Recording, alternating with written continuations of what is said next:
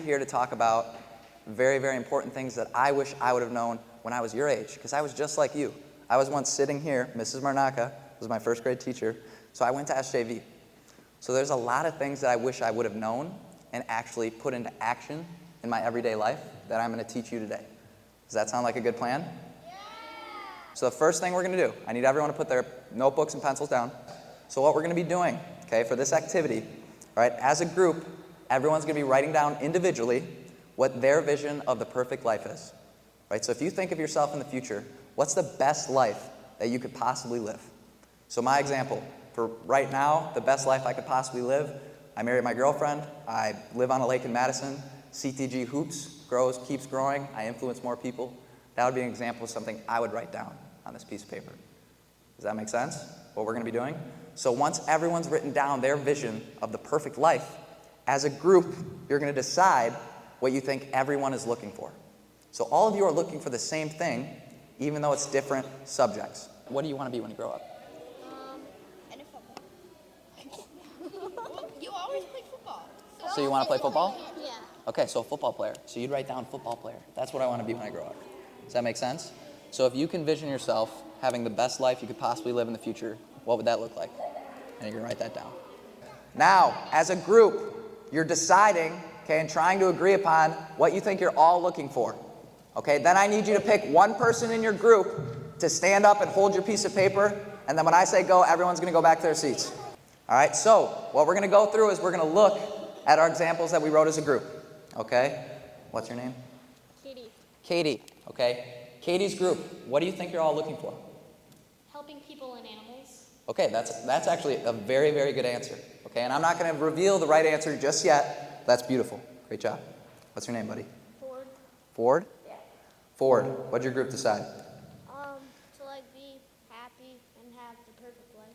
Okay, to be happy and have the perfect life. Beautiful answer. What's your name? Audrey. Audrey. Audrey, what'd your group decide? Happiness in life. Happiness in life. Beautiful answer. Okay, James, what do we got? Have a successful life and chase your dreams. Successful life and chase your dreams. Okay, great answer. What's your name? Elena. Elena, what'd your group have? To have a happy life. To have a happy life. Another beautiful answer. What's your name, buddy? Andrew. Andrew, what'd your group have? Have a good life. Have a good life. I like it. Very descriptive. Okay, the reason I did this activity is because we're all looking for the same thing. So every single action that everyone takes in life is all looking for this one thing. Okay, and 3 groups, I think, had the correct answer, right? And that's happiness. Okay, it's happiness. All right, so you did a great job if you answered that. The reason I'm going to talk about it today is because as you get older, happiness is going to get harder and harder. Right now you're a kid, soak that in. Okay, I wish I could be where you are today. All right, happiness is very easy. But right now I'm doing a speech to try and prepare you as you get older, because that happiness is going to be harder to get. Okay? If you're in a sport, how do you get good at a sport? You have to do what? Calm. Practice. You have to train for it. Okay? Is happiness any different? No. You have to train for happiness. Okay? So you were right, buddy. You were right. That was the right answer. Okay? So we have to train ourselves for happiness. So do you think it's getting and acquiring this perfect life? Or do you think we have to train the brain and how we act inside of us to have more happiness? Which one do you think it is? Inside of us. Okay? So yes, it's possible that that perfect life could make you happy, but you don't need anything to be happy. Okay? So that's what I'm here today, is to try and help you do that. Does that sound good? Does that sound fair? Beautiful. Okay, so everyone with their pieces of paper, what they're going to write down is something called, big word, illusions of happiness. Illusions of happiness. All right? If you need help spelling, right here. Okay? Does anybody know what an illusion is? You see something, but it's not real. That's beautiful. So I drew an example here. Okay? Raise your hand if you see a cup or a vase in this picture. Beautiful. So we got 10 of you see a cup and a vase. How many people see 2 faces? Raise your hand. Okay, so about 30 of you. Okay, so all of you, 40 of you, okay, 10 of you saw something different than the other 30. All right? So this is what we call an illusion. So today, I'm going to talk about the things that people think happiness is, but it's actually not. Does that make sense? Are there questions? You can raise your hand if you're confused. Is anybody confused? We all got it? Beautiful. Okay, the first thing we're going to write down, kids. Happiness is not a 10. In your notebook. Happiness is not a 10. So if we look at my scale here, can everybody see this drawing that I'm pointing at? Beautiful. Okay. So at the bottom we have 0. So I would describe this as sadness in terms of the scale. Okay. 10 is what most people think happiness is, right? So that perfect life. Someone raise their hand for an example of a perfect life that they put down. Get rich. Get rich. Beautiful. Now, is getting rich fully in your control? Can you just immediately get rich? So do you think that's a problem if we put our happiness depending on that? Yes, right? Because if you don't get that and your whole happiness is dependent on getting rich, we're in some trouble if that doesn't happen. Does that make sense? Okay. Another way to think of 10. How many of you have sleepovers with your friends? All of you? Is that a pretty fun experience? Yes. Okay. But does that last a very long time? No. That's what we call a pleasure or short-term happiness experience. So that's a 10.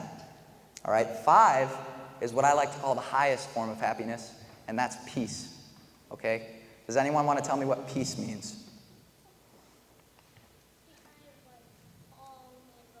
That's beautiful. So calm and relaxed, and it's basically like life can throw anything at you, and you're going to be okay. That's kind of what peace is. Does that make sense? Yes? So what I want you to do is I want you to rank these in your notebook. So if we rank from highest to lowest, what would be first, a 5 or a 10? You, buddy, in the blue. 5. Okay, so 5 would be 1, 10 would be 2, 0 would be 3. Does this make sense, everyone? No? Who said no? It's okay if it doesn't make sense. Yes? Okay. So 5, is that short-lasting happiness or long-lasting happiness? It'll last longer. 5 will. Okay, 10's like, what's your favorite food?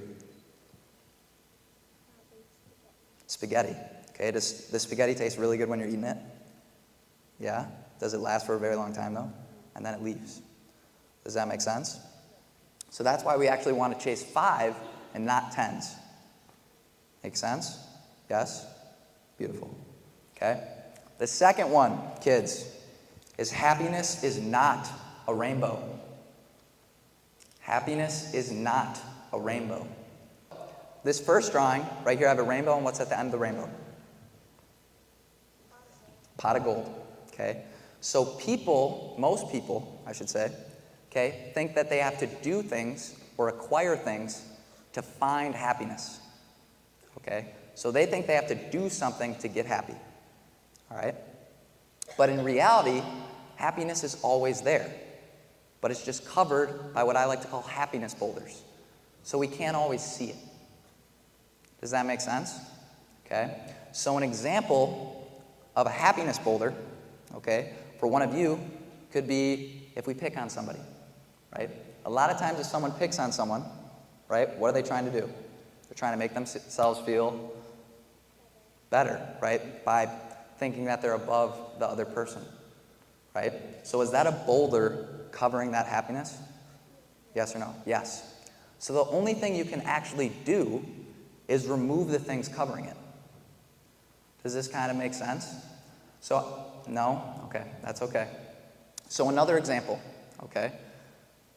When's the only time you can experience something? In the future, past, or present? The present. Great answer, right? So the only time we can experience something is the present moment. So if we don't live in the present moment a lot, do you think it's blocking some of our happiness? Yes. So another example of a boulder could be when I'm not present. Does that make sense? And then later in this speech, what I'm going to get to is the biggest boulder covering everyone's happiness. Okay, the third one, it always comes back to a baseline. Okay, happiness always comes back to a baseline. All right, fifth graders, you heard this in the previous speech that I had. What does this mean? You want to go for it, Cade? No? That's okay. Okay? So, how many of you remember Christmas? Okay? Do you all remember your favorite gift? Yes? In that moment, how happy did you feel? Very happy. What was the gift? PS5. PS5. So you were extremely happy. Okay? Do you think you were as happy as you were in that moment as you are now, or do you think it's faded? Not really happy. Not as happy as when he got the present. So this is what we call the happiness baseline. So no matter how happy we feel and how permanent it feels, we're always going to come back to a baseline, okay, internally. The same thing goes if we're sad, right? A lot of times when we're sad, does it feel like it lasts forever? Yes or no? Some of you are saying yes, some of you are saying no. For me personally, it feels like it lasts a very long time. But eventually, we always come back to a baseline. Does that make sense? So do you think we should try and fill the cup up with things outside of us, like more money, or more toys, or more gifts? Or do you think we should try and raise the bar internally so we're happier no matter what's going on? Which one do you think we want to do?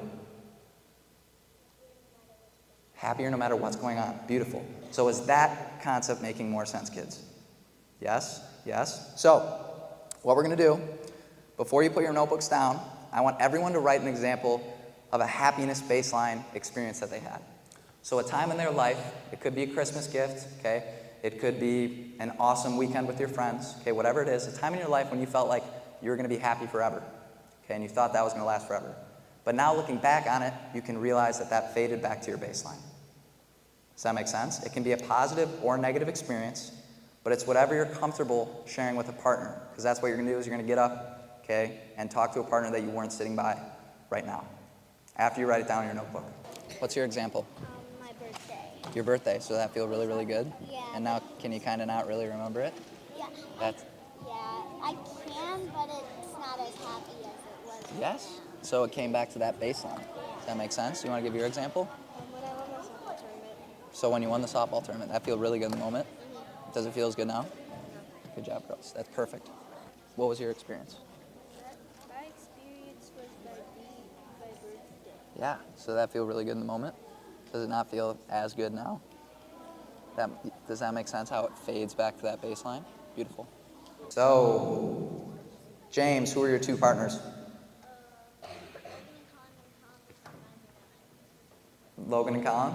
Okay. What was Logan's experience with happiness baseline? When he won a championship with CTG. When he won a championship with CTG. I like that example. That's a great example. Okay, and then does it feel as good now as it did when he won it, Logan? The happiness baseline? So when you won that championship, it felt really, really good, right? But now it's come back to that baseline since time has passed. Okay, so just remember we want to raise that baseline instead of getting more things thinking that's raising our baseline. Does that make sense, kids? Yes? That one make more sense than the Boulder one? Yeah? Okay. Now, what we're going to do is I'm going to talk about the biggest boulder covering not just my happiness, but everyone's happiness in the world right now. Okay? And that's something called real love. All right? Real love. So I'm going to use a quote from Jesus in the Bible. Okay, it's not exactly translated how it was stated because I'm going to simplify it, so hopefully it makes more sense to you kids. You have heard people say, so in the Old Testament they said, love your neighbor, hate your enemy.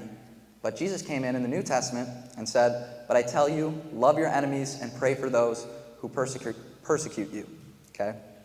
So when I was your age, I let this quote go over my head, and I think a lot of people do. So when people read Jesus says, love your enemies, a lot of people take that as don't retaliate. So someone's picking on you in school, they're being mean, right? A lot of people say be the bigger person, okay, and don't fight back or talk back, and don't retaliate, right? But what we're going to do right now is an activity to explain this Jesus quote. Does that sound like a good idea? Yeah? Okay. So, in each piece of paper, and it's going to be behind me, so there's 3 pieces of paper, and I'm going to spread them out before everyone runs to the piece of paper. Okay, but in the middle, it says who's deserving of real love. Okay, and what that means, who do you think deserves more happiness, okay, and less struggle? And I want you to think of one person in your life that you think deserves that. For me, it's my mom. She's here right now. I think my mom deserves a lot of happiness and an easy life and less struggle. Okay? So that's an example of someone I would write that I think deserves real love. Does someone want to share their answer from this group? You're not this group? Who's from this group? My mom. Beautiful answer. My mom. Beautiful answer. Parents. Good answer. Dad. Good answer. Me. Wow. Brownie points for James. Last one. Dad. Love it. Okay. Great answers, everyone. Great answers. Raise your hand if you're in this group and you'd like to share. Blue sweatshirt.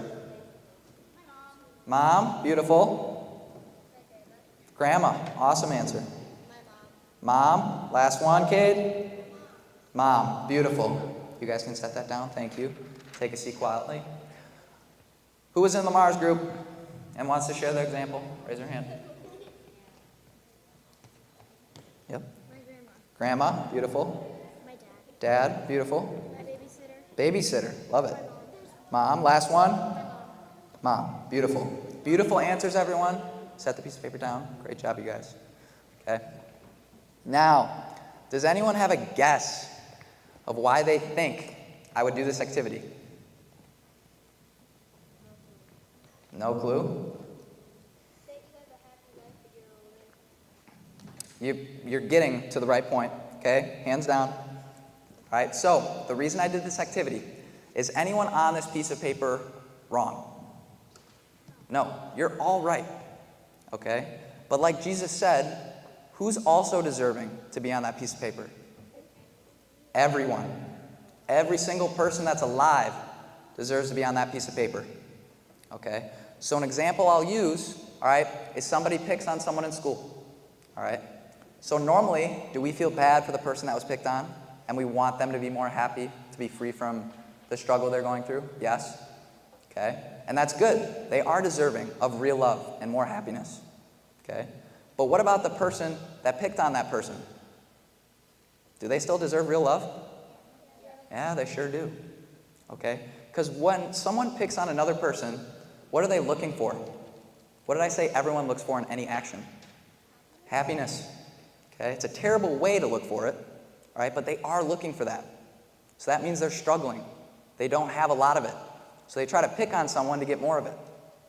Okay, so that's a way we can see of how someone's struggling. Does that make sense? So a great indicator for you kids when your real love is being challenged is when you get mad. A lot of times when we get mad, what happens? We yell or scream. What normally makes us mad? Other people. So interactions with other people. Whether it's they talk behind your back or they make fun of you, okay? That normally makes us mad, okay? But instead of getting mad, we can think about what this person's going through, okay? Because they're also struggling, and they're also looking for what? Happiness. So they deserve that just as much as you do, even though they're making bad choices. Does that make sense? So this is the biggest boulder that people can remove by focusing on other people, and not just other people, all of everyone. Everyone's deserving of that real love. Okay, to build this real love muscle, no matter who it is, all right? Pay attention. This is the most important activity you're going to do all day. That could change your life, okay, and the people around you. All right? I want you to think of one person you have negative interactions with in your head. So it could be someone that's in your class that you might not like as much, okay, someone that's picked on you, things of that nature. But I want you to think of that person. Okay? Don't tell anybody who it is. Just think of it yourself. Okay? And when I say go, what you're going to do is you're going to close your eyes and you're going to pray to God for that person to have more happiness and to be free from their struggle. Does that make sense? So what this is doing, it's building your real love muscle in your brain. Okay? And that's going to make you a better person in translating that real love to other people. Okay? Is this going to make you feel better and more happy? Yes or no? Is it going to make others around you better? Yes or no? That's what matters. Happiness for yourself and happiness for other people. Sound good? Are there questions about this activity? Does everyone have a person in mind? Raise your hand if you can't think of someone. Okay, that's perfect. So someone you could think of is someone that's neutral. Okay, so 8th grade, who's the 8th grade teacher? What'd you say? Mrs. Johnson. Mrs. Johnson, okay. Do you think about Mrs. Johnson a lot in your day? Probably not, because you're not in 8th grade. So this is what we call a neutral person. But are they any different than a person that's positive or negative? Do they deserve just as much real love and happiness? Yeah. Okay, so if you can't think of someone, think of a neutral person. Someone you walk by every day but really don't think about. Are there questions about this? So when I say go, you're going to close your eyes for 30 seconds. You're going to pray to God for the person you're thinking of and their happiness. Sound good? Ready? Go. How many of you feel better after doing that? Be honest. Okay? It's actually something that can make you feel really, really good. Okay, and not only that, but it'll make you feel really good when you see that person in everyday life. So I do this for 30 seconds every morning. Okay, I try and think of someone and build my real love muscle. You can put your hands down now. But this basically gets you ready for your day to apply real love to other people. Okay, but why is real love the biggest thing I want you to take away from this speech? One is your biggest what? What's this? A boulder. So it's covering your happiness, right? When we choose who we give real love to, right? And not only is it going to make you more happy, who else is it going to make more happy? What did you say, buddy? Like, wouldn't it make the person you're praying for? Well, if you care about everyone around you, are you going to treat others better? Yes. Yep. So if we care about everyone around us, are we going to treat people better, everyone? Yes? Is that going to make everyone around you feel better if you're treating everyone good? Yes. Yes. It's contagious. That real love is contagious, and it affects everyone around you. Does that make sense? So that's the one thing I want you to take away from this speech. Apply real love in your everyday life, and you will be happier, and everyone around you will be happier. Make sense? What's the most important thing you learned today?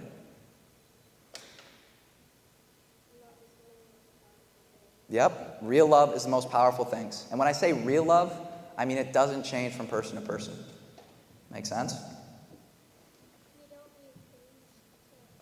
You don't need anything to be happy. That's a beautiful answer. Does anybody want to give another answer of what they learned? That's okay. Enemies deserve as much love as your friends do. What about you? Do you deserve the same amount as your enemy? Yep, you deserve the exact same amount. What about someone you never think of? Do they deserve just as much real love? Yep, so it's all equal between everyone. Does that make sense? So that's the one. Can we make an agreement that you'll do your best to apply real love every day from now on? Do your best. It's not going to be perfect. You're not going to do it every day. But trying to apply real love. Are there any questions for me, personally?